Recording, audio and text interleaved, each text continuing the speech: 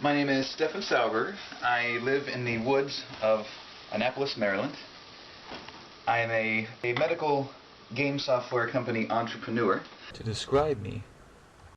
Well, I asked my best friend of 20 years, and his answer was, in 3 words, eccentric, perfectionist, and surgical. I came from a middle-class family, and yes, we traveled quite a bit when I was young, once to Germany at the age of 8, and then to Asia, a couple of countries there, and when I was about 12. In fact, that's when I turned 12, I think. Like I said, I've traveled a little bit with family when I was younger, and more recently been living in Asia, a couple of different countries, like China and Japan, as well as Korea, and taken a lot of trips to Southeast Asian countries. For the last 3 years, right about the time I was in Hanoi, I've had this unexplained chronic fatigue in which I just feel only half alive and half mentally present. Half physically present, half mentally present. You know, as if kind of like you do when you're sick, only not all the way. So I've yet to meet a Western doctor who doesn't say that's out of my specialty, that's not my department. And in the last few weeks, I've also seemed to have developed a hernia at only age 28. So it's been recommended that I get surgery for that, but I'm very loath to use a knife to correct something that might be correctable by a simple exercise or massage therapy or something like that. Something that is not standard in the Western field. Well, the Indians and Chinese have come as far as they have and survived to this day with these alternative and Eastern styles of medicine. And there has to be some merit to something that's had 5,000 years of trial and error. However, I'm highly skeptical of pretty much all of the practitioners of this non-standard medicine that I've met, at least here in the States. And my God, my pancake's burning.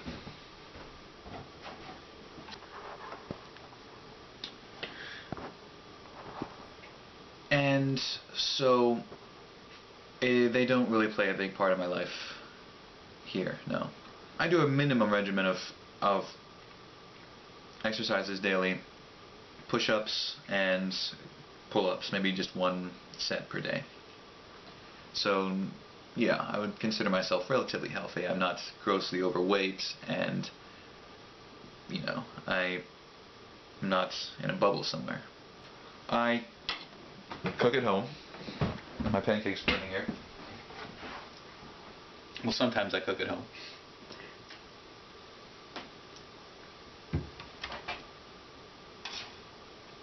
And I like to go out to eat, you know, if it's a social occasion, but I'd much prefer to cook because I have control. You know, I need to have control over everything, the taste, the composition, nutrition. One could say I definitely eat too many carbs. And yeah, I could definitely use a diet of more water content, alkaline foods. That's been recommended to me by Eastern nutritionists. And yeah, I could definitely exercise more, or at least more efficiently.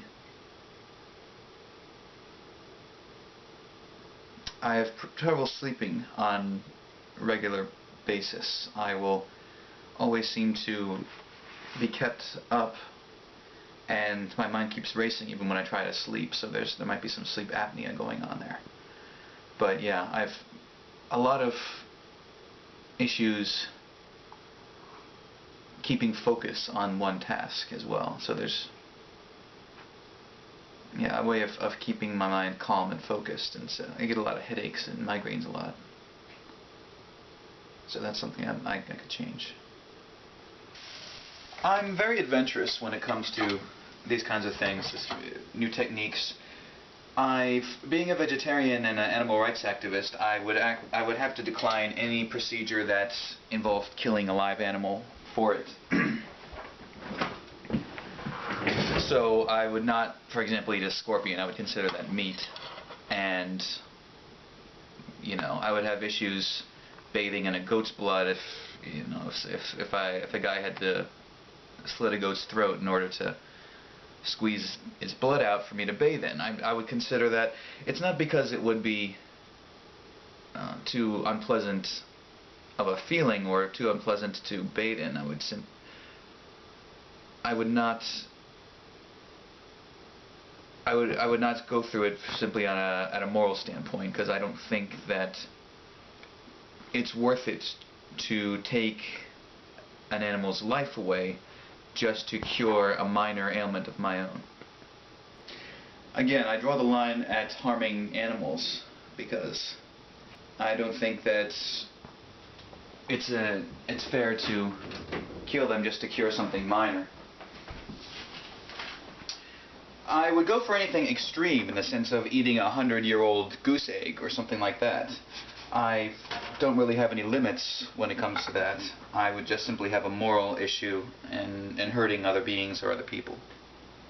One thing you might not know about me just by looking at me is that I make a damn good dribble castle. My best quality is that I don't listen to other people too much. And my worst quality is that I don't listen to other people that much. What really gets me is scam artists. People who will copy off of someone else a technique, someone else that got famous for it or developed it, and then themselves pretend to be the inventor of it, or at least the original propagator, and sell it to others for their own namesake, i.e. to start a cult or just to take people's money. And in the Eastern medicine and non-standard medicine field, you can bet that there are a whole boatload of these kinds of people that really, when I meet those people, I just want to throw them in a river. I usually suppress my stressful reaction to something. I'll still be feeling stressed on my mind, but most people who know me say that I'm not overtly emotional. Most stressful time in my life.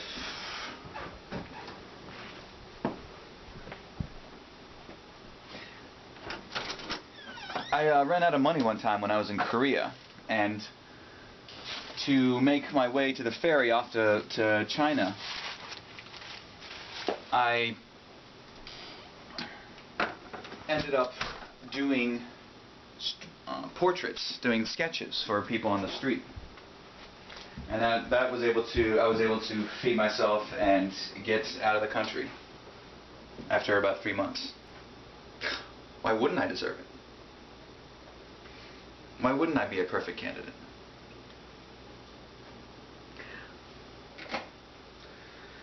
What do I hope to learn? Well, first and foremost, I want to add to my repertoire of medical knowledge with which I can help myself and others. And as a very big side bonus, I want an opportunity to travel and go somewhere new and meet new strange people. I like to do that, as you can see.